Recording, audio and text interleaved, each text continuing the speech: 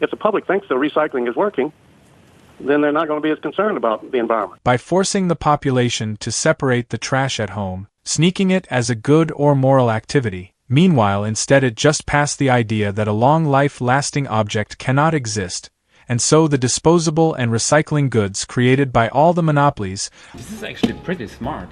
Sustainable. I like it. Are now part itself of the nature and evolution process.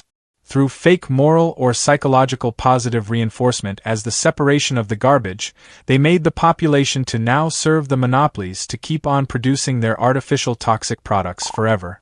The consumer drinked the scam, and now he believed that after he has done this now religious ritual of separation of trash, everything will be fine. An engineered positive reinforcement. Meanwhile, the costs of this procedure skyrocketed on many cases 10 times the costs of before, and created more complicated measures to adopt in order to keep on the lies. And as long it is a lie, made to be paid and burden on the population, speculation on garbage and the creation of new laws, offices, state fundings, is a needed part to even hide the large amount of material that keep being endlessly created. In many places they even don't want that you can drink tap water. They privatize the public water services to keep the water undrinkable, or they have some people in the government to make in many ways to keep the tap water undrinkable, so the consumer must go buy their plastic water that now is recyclable, but they don't tell that all the effort the consumer make at home in separating it is just for recycle only 10% of the plastic of it, and 90% must be burned or go on landfill cause cannot be recycled due to the nature of plastic that is intrinsic in its own nature, a planned obsolescent material.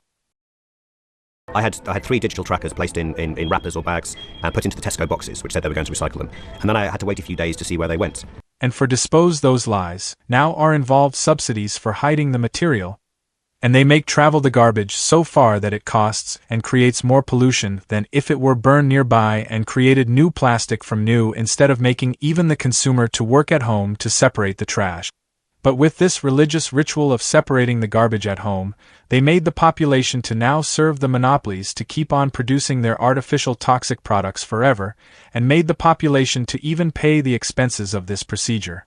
A lose-lose combination. Who put this plastic in the paper bin? Who was it? Again? Unbelievable. Those experts, they never learn, do they? Aha, there you are. Ja, hallo? Ist da das Ordnungsamt? Ich habe hier einen Wiederholungstäter. Ja, ein ganz böser Schlingel. And on top of all this, for promote even further the scam, they hire fake artists that craft art with garbage, to cover up the whole recycling business to further create more garbage. The garbage that expands and corrupt even every other reality as art or furniture or housing.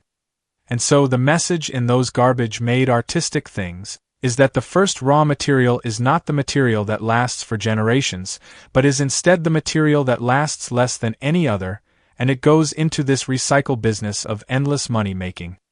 A real wooden closet that lasts 500 years is the real eco-friendly object. If you create a closet out of harvested garbage, you are just replacing the idea of a long-lasting life object with a short-lasting life object that is even ugly, and it needs garbage to be created instead of natural materials. So it promotes garbage as the basis of everything. Exactly the thing that they say they are fighting against. Instead, a closet of 500 years, it promotes centuries of reliability, and so absolutely no garbage.